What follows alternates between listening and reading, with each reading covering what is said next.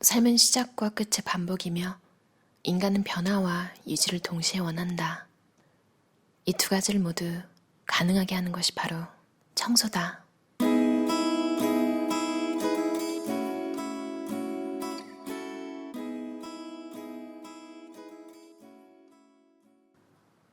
쓸고 닦았더니 사유가 시작되었다.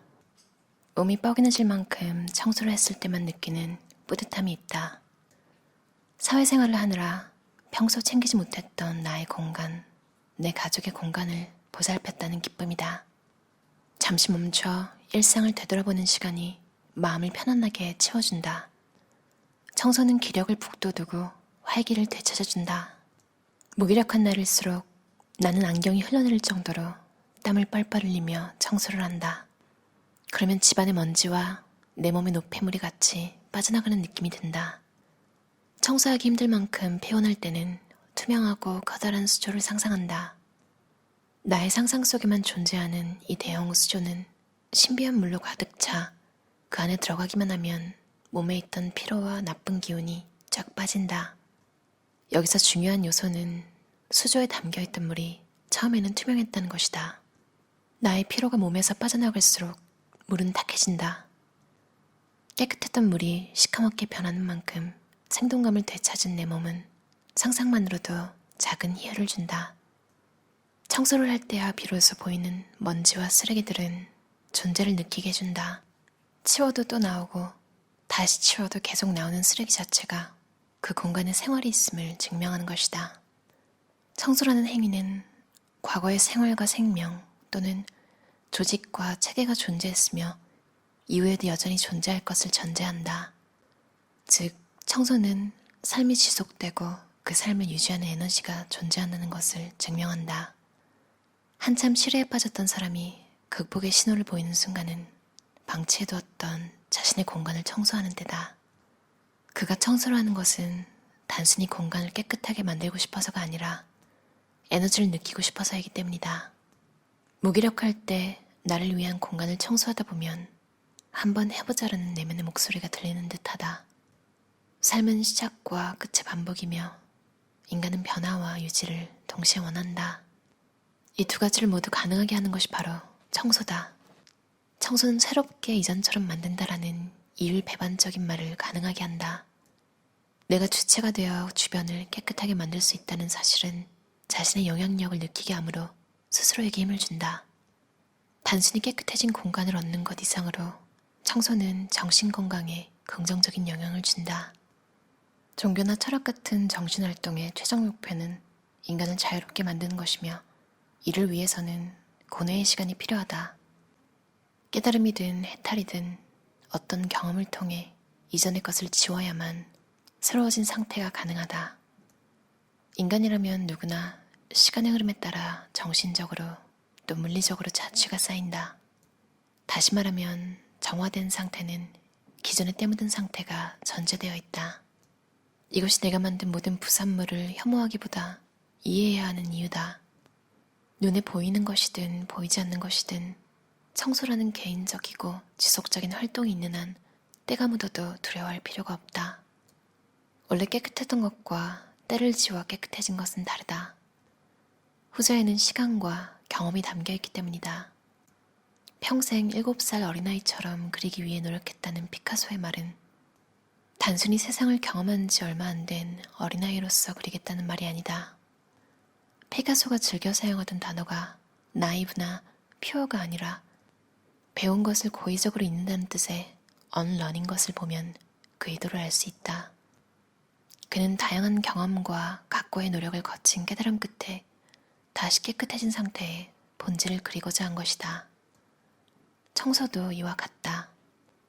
청소를 통해 전과 다른 깨끗함을 인지하게 되고 이 과정 속에서 가치를 인식하게 된다.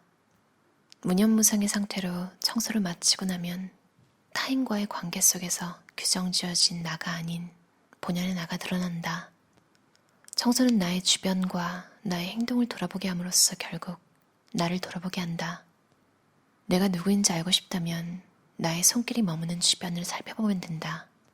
청소 끝에 보이는 것은 나이고 바로 삶이다.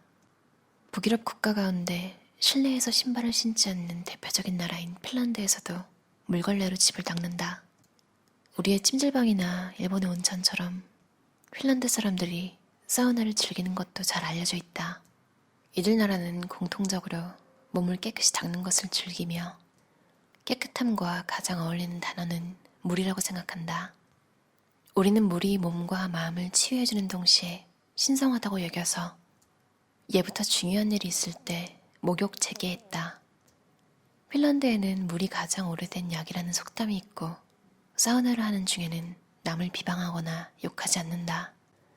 핀란드 전설 중에 사우나 안에서 나쁜 행동을 하면 사우나 요정이 화를 낸다는 이야기가 있기 때문이다. 미국에서 살 때도 아래층의 엄마와 아이들이 청소 때문에 다투는 소리가 나곤 했다.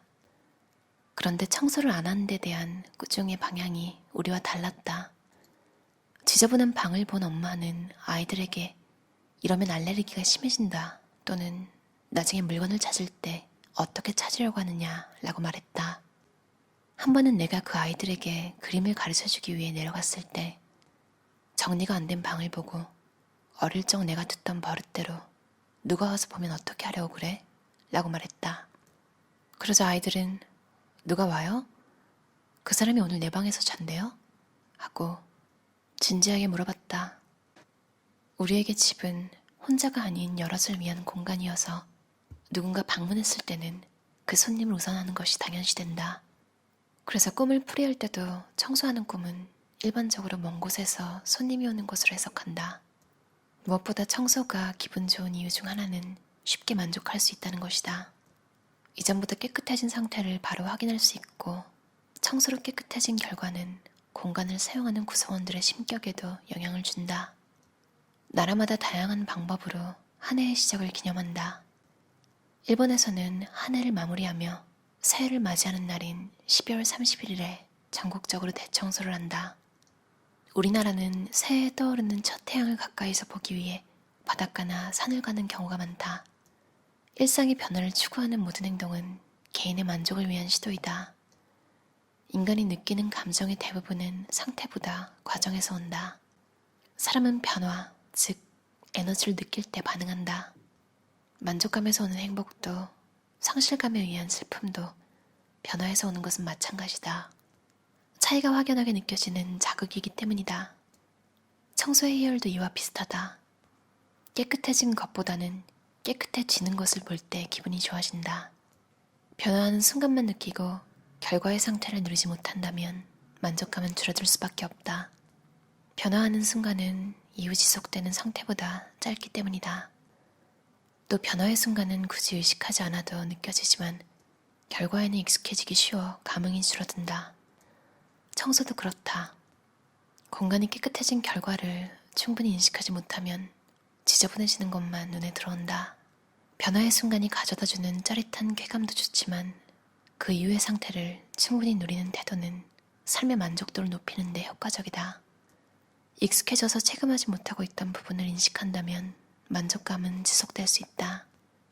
만족은 현재 얼마만큼 가지고 있느냐에 따라 결정되는 감정이 아니라 자신이 주관적으로 느끼는 감정이다. 넉넉한 재산과 건강한 신체를 가지고 있음에도 만족하지 못하는 사람들을 볼 때면 내가 만약 저 위치와 상황이라면 세상이 행복하게 보일 텐데 왜 굳이 저렇게 행동하는지 의아할 수 있다. 그러나 다른 사람의 눈에는 나 또한 그렇게 보일 수 있다. 또 과거에 있었던 일들을 지금 돌이켜보면 왜 그 당시 만족하지 못했나 하는 생각이 들기도 한다. 아버지가 즐겨보는 TV 프로그램 중에 나는 자연인이다 라는 것이 있다. 여기에는 깊숙한 산에서 혼자 생활하는 사람들이 나온다. 이들은 처음부터 산에서 살았던 것이 아니라 대부분 도시에서 왔는데 인간관계에서 상처받았거나 현대의 의술로는 더 이상 병을 고칠 방법이 없어 자연 치유에 의지하는 사람들이다. 그들이 집에서 사용하는 도구들은 상당히 오래되었다. 물건에는 사람의 버릇이 남아있기 때문에 일반적으로 여럿이 사용하면 빨리 상하고 혼자서 사용하다 보면 오래 사용할 수 있다. 자연인들은 도시에서의 삶을 정리하고 또 다른 흔적을 남기기보다 흔적을 지우기 수월한 산으로 혼자 올라왔다. 삶에서 흔적을 지우는 것은 남기는 것과 상반된 태도로 보이지만 지우는 건 역시 지속적으로 나를 되돌아보며 찾는 과정이다. 즉 끊임없이 나의 흔적을 지우는 것은 끊임없이 나의 존재감을 확인하는 것과 같다. 그래서 흔적을 지우는 데는 남기는 것만큼 노력이 필요하며 그렇기 때문에 이를 통해 에너지를 얻는다. 자연인들은 비움에서 에너지를 얻으며 살아갈 수 있었다. 도시에서 큰돈을 잃고 인간관계에서 지친 심신을 달래고자 산을 찾은 한 자연인은 옛날보다 지금 물질적으로 풍요롭진 않으실 텐데 라는 진행자의 말에 없어서 행복하다니까, 없으니까 행복해 라며 활짝 웃었다. 해방감은 포기를 선택하면서 얻게 된다. 포기를 선택하는 것은 주체적인 삶의 방법으로 집착해서 얻는 것보다 열등하지 않다. 샤케아족의 왕인 아버지와 코살라 왕국의 공주인 어머니 사이에서 태어난 왕자 고타마 시타르타는 영원히 번뇌를 끊고자 자신이 가진 모든 것을 버리고 출가했다. 비움은 의지가 없는 상태가 아니라 의도적이며 자발적인 행위다. 물리학에서 정지와 유지가 무엇보다 큰 에너지를 요구하는 것처럼 평온감도 마찬가지다. 요가에서도 가장 힘든 시간은 명상하는 시간이다. 집착하지 않음으로써 감정을 피우는 일은 쉽지 않다. 세상의 모든 변화는 장점이 있다. 비가 오면 맘 편히 베란다 물청소를 할 수 있고 날씨가 맑으면 물청소한 베란다가 보송보송 마른다. 행복한 상상을 하면 행복해진다. 슬픈 상상을 하면 슬퍼지고 웃긴 상상을 하면 피식 웃음이 나온다. 내가 나를 나로 생각하면 내가 된다. 무엇인가에 집중해서 생각을 많이 하면 그것이 힘이 커 보인다. 머릿속에 꽉 찬 그것이 세상에 크게 존재한다. 내가 생각한 대상과 실체가 다른 것이 아니라 나의 정신이 실체를 결정하는 것이다. 그런 의미에서 세상이 마음먹은 대로 되지 않는다는 말은 모순이다. 마음먹은 대로 보이는 게 세상이다. 어쩌면 세상이 마음먹은 대로 되지 않는다고 마음먹었기 때문에 그렇게 되었을지도 모른다. 어떠셨나요? 임성민 저자의 청소 끝의 철학이라는 책이었어요. 웨일북 출판사에서 나왔고요. 청소책인 줄 알고 읽었는데 정말 청소책이면서 철학책이 맞아요. 제목이 너무 잘 표현했다 이 생각이 들었어요. 읽고 나서. 저자가 세상을 바라보는 방식 그리고 그 에피소드들을 다 기억해서 이렇게 적어낼 수 있다는 것에서 뭐랄까요, 읽는데 너무 감사했어요. 이 책은 미리 골라놓고 읽어야지 하고 읽었는데 제가 좀 힘들 때 읽게 됐어요. 근데 정말 위안을 많이 받아서 뭐랄까요, 그러니까 무작정 괜찮아 이렇게 해주는 위로가 있고 뭔가 마음을 딱 뚫는 말 한마디 때문에 위로가 되는 경우가 있잖아요. 이 책은 호자의 느낌이 강한 변화하는 순간 때문에 만족한다는 문장에서 와, 이 사람 정말 통찰력이 대단하다. 이거 저는 몰랐거든요. 변화하는 순간만 느끼고 결과의 상태를 누리지 못한다면 만족감은 줄어들 수밖에 없다. 미니멀리스트 사사키 오미오시 책에도 계속 나온 내용이잖아요. 그러니까 뭔가 가지고 싶어서 가지고 싶어하는 그 미치겠는 마음이 있는 상태에서 당장 딱 뭔가를 가지고 나면 상태가 변했잖아요. 가지기 직전과 가진 후는 극단적으로 변하죠. 그래서 그 행복감이 엄청 크잖아요. 근데 그걸 가지고 오랫동안 있다 보면 이제 감흥이 처음 같지 않은 거죠. 전 요즘 들어서 그러니까 나이가 먹을수록 계속 경험이 늘잖아요. 뭔가가 사람들도 인생에서 왔다 가는 사람도 많고 이걸 좀 아는 사람이 편하더라고요. 내가 계속 재미있지 않아도 되는 사람? 계속 신나는 얘기만 하고 어디서 또 재밌는 거 찾아와서 보여줄 수 있는 그걸 계속 할 순 없잖아요. 어떻게 보면 사람과 사람이 서로 즐거움을 주고 그런 게 만나는 재미인 것을 알긴 하는데 점점 그런 것보다 뭔가가 이루어진 상태 그 후에 평온함? 그런 걸 즐길 수 있는 사람이 되게 멋있더라고요, 요즘은. 그런 생각을 한 지 꽤 됐는데 가끔은 신나는 것도 좋지만 좀 잔잔한 게 좋은 것 같아요. 좀 뭔가 바꾸고 싶어서 뭔가 안 좋은 일이 있거나 정리하고 싶은 게 있어서 청소를 선택하신 분들께 강추하는 책이고요. 읽으면서 아니 어떻게 살면 이렇게 지식인처럼 살 수 있지? 이런 생각을 할 수 있지? 하고 저자 설명을 딱 봤는데 저자의 전작 책 제목이 지식인의 옷장이에요. 역시 지식인이 맞으셨군요. 그리고 호텔 좋아하시는 분들 있잖아요. 미니멀리스트들도 그렇고 그 느낌, 정말 아무 상처도 없고 아무것도 없는 그 깨끗한 느낌? 근데 이 책에 왜 내 공간이 좋은지, 나라는 사람의 무언가가 내 방에 남아있기 때문에 다시 집에 돌아왔을 때 편안한 거잖아요.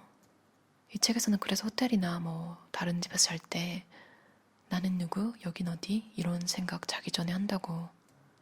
그걸 보고 좀 약간 생각이 바뀌었어요. 그러니까 호텔이나 이런 곳에서 나의 존재를 잊고 가끔 그런 날을 가지는 것도 좋지만 역시 내 집이 제일 편하다. 이 느낌을 감사하면서 사는 것. 뭐 그래서 여행을 가는 거기도 하지만요. 참 여러 가지 문장들 하나하나가 다 지금의 오늘의 소소한 일상 같은 걸 다 감사하게 하는 문장들이었던 것 같아요. 그럼 오늘도 들어주셔서 감사합니다. 편안한 저녁 시간 보내세요.